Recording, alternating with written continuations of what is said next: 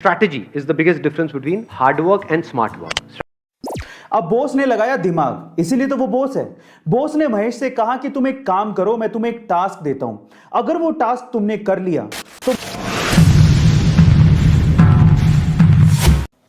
India में opportunities और employment दोनों की ही कोई भी कमी नहीं है, लेकिन फिर भी आज इंडियन यूथ एम्प्लॉयमेंट को लेके ही सबसे ज्यादा परेशान है।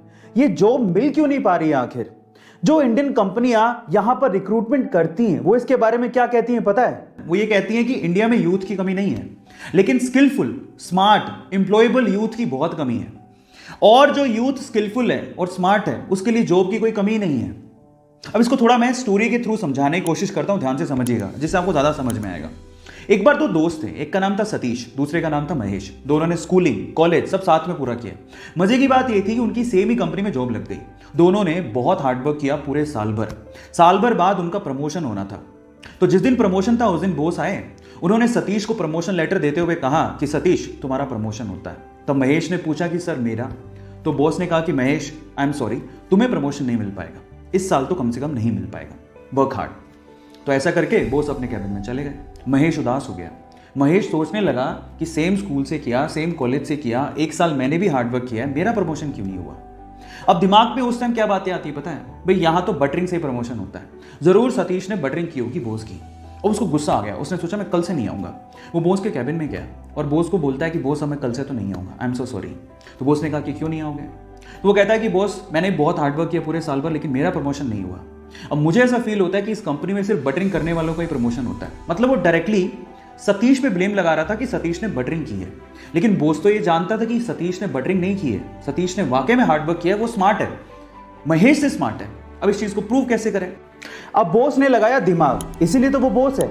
बॉस ने महेश से कहा कि तुम एक काम करो, मैं तुम्हें एक टास्क देता हूं, अगर वो टास्क तुमने कर लिया तो मैं तुम्हें सतीश से ज्यादा सैलरी दूंगा और प्रमोशन अलग से। तो महेश ने कहा ठीक है। तो बॉस ने कहा तुम एक काम करो, अभी जाओ बाहर, तो हमारे इलाके में पता करो कि आम कौन बेचता है। महेश गया, आधे घंटे बाद वापस आया और बोलता है कि आम एक्चुअली पूरे इलाके में, हमारे इलाके में थोक के भाव में सिर्फ एक ही आदमी बेचता है। तो फिर बॉस ने कहा महेश एक और काम करो, अब जाके पता करके आओ कि वो कितने रुपए किलो में आम बेचता है। वो गया, वापस आया, वापस आके बोलता है कि वो 50 रुपए किलो में आम बेचता है। अब बॉस ने क्या कहा, महेश मैं सेम चीज अब मैं सतीश से करवाता हूं, तुम ध्यान से देखना।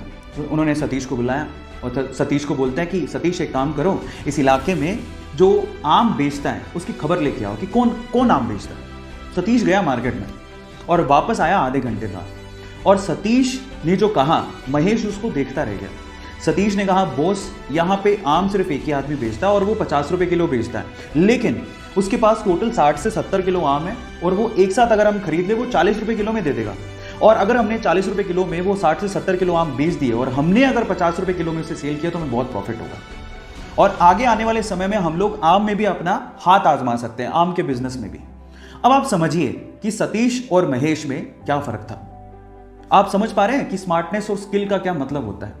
आज का यूथ इस फिलॉसफी पे जीता है कि इतने में इतना ही मिलेगा। जब आप ये सोचते हो कि इतने में इतना ही मिलेगा, हमें इतना ही काम करना है, तो आपने प्रमोशन की आस पाल ही क्यों रखी है? और इस मेंटेलिटी के साथ आगे भी कहीं अच्छी जॉब नहीं मिलने वाली। आप जिस भी कंपनी में काम करते हो या फिर आप किसी कंपनी में काम करने जाओ तो एक बात याद रखना, अगर वो आपको 100 रुपए देते हैं तो आप उसे 50 रुपए का ही काम करके मत दो, उसे 200 रुपए का काम करके दो। एक्सपेक्टेशन से ज्यादा उन्हें अपना आदी बनाओ, उनकी रिस्पॉन्सिबिलिटीज उठाओ, उन्हें हद से ज्यादा काम करके दिखाओ। तब मैं आपको गारंटी लेता हूं कि फ्यूचर में आपको ना तो कभी जॉब की प्रॉब्लम होगी ना ही प्रमोशन की। यही सबसे अच्छा तरीका है।